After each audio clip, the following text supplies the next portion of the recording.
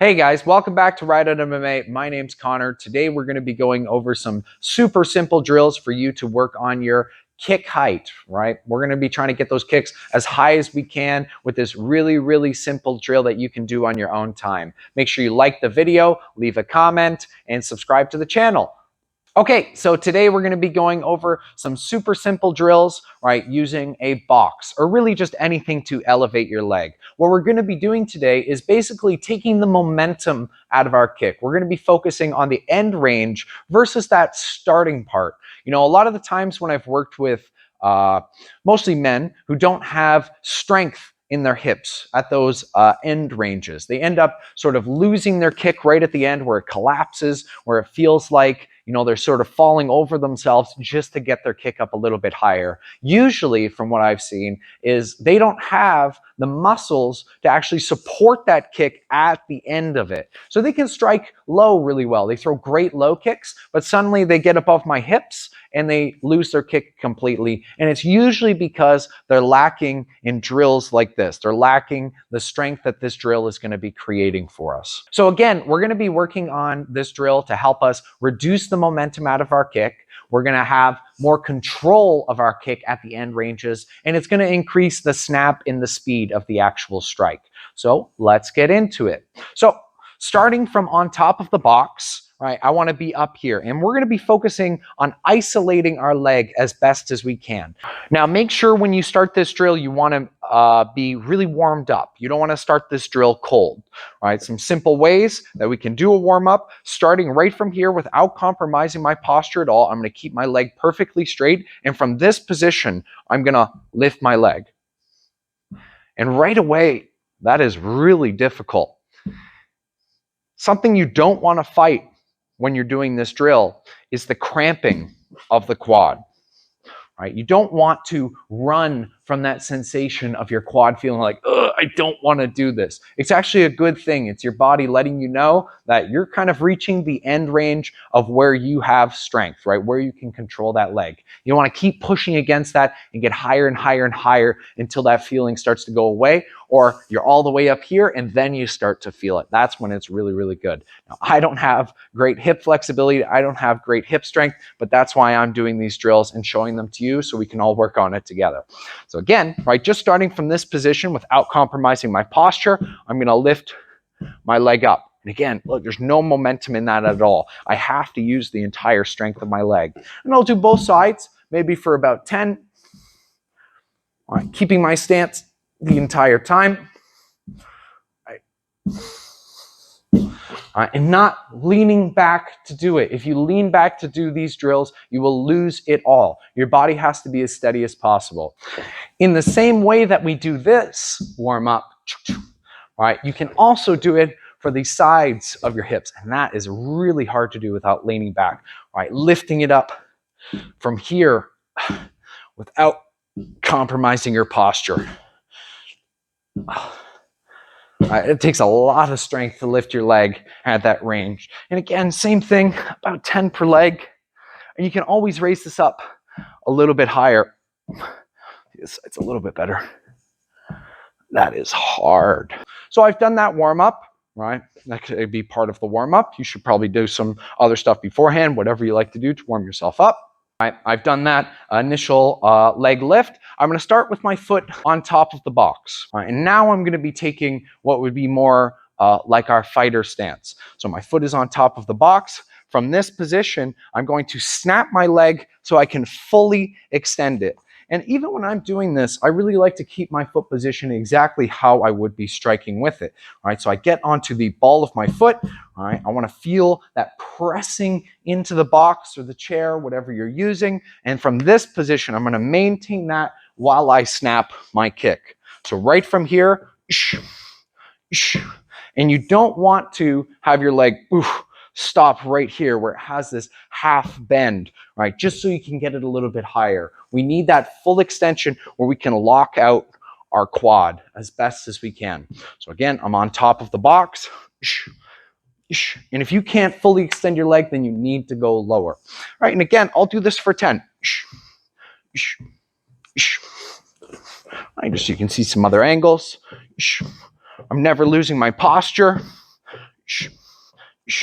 And I'll take a little bit of time in between. Cool. Once you feel comfortable with that leg, maybe 10. That's usually a number I go for when I'm just drilling this to warm myself up. All right, I'll do the other side.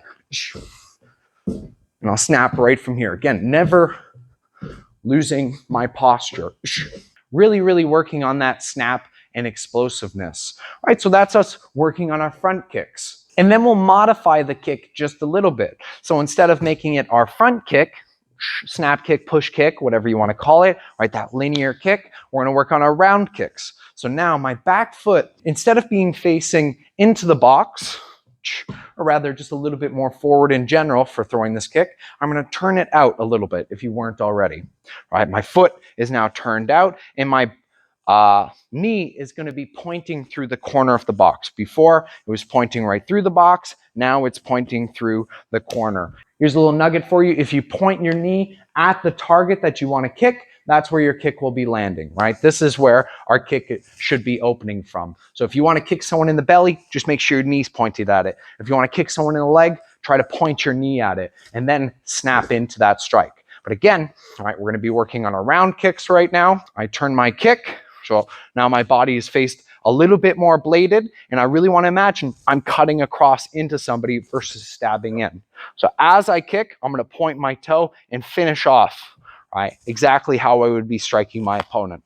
So it's turned in the exact same thing, without compromising my posture at all. All right, just firing that kick right from this spot. All right, we're going to do both sides. Again, it's turned in. All right, I end up pointing my toe right at the finish.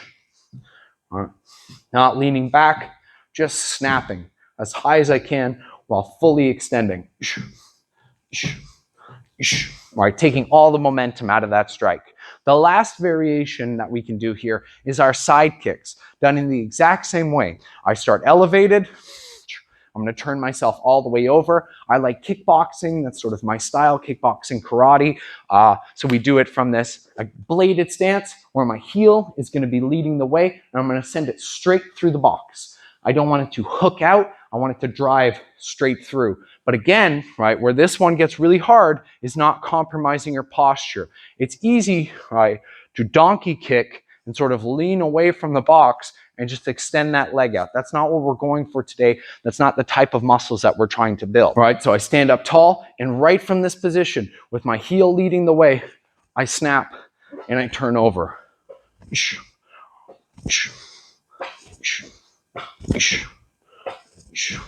Right, and it is hard not to lean over. I could go higher by leaning, but that's not the muscles we're working on. So really focus on maintaining the stance and stab.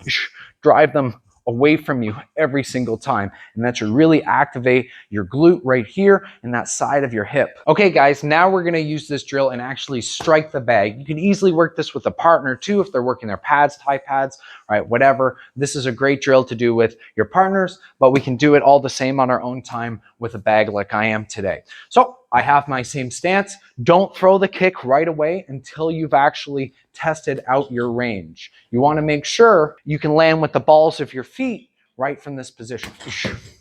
So I'm a little too close. I want to back up just a tad where I can feel like the balls of my feet are going to be stabbing that bag every single time. Now, I'm not going to lose my posture. I'm going to focus on utilizing the power of that leg every single time and not so much our hips. There's a lot more to kicking than just turning your hips into it. All right, this is more of a stab. All right, and every time, just trying to stay consistent in that striking position.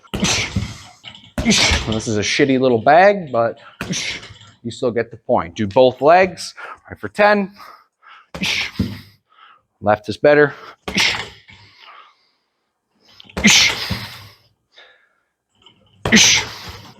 I'm snapping out and back every single time, right? Really focusing on that end range of the kick. All right, next one, we're going to take our box just on a little angle to the bag here, and we're going to work on a round kick, so striking into the side of the bag. So exact same thing. All right, no momentum. It's hard to get power into it. Ish. We'll do both sides. Turned in. Ish. Ish. Ish. Ish. If you can get a bag swing in doing this, ish, I'd be impressed. Without using your hips and just snapping ish, the leg at it. Ish.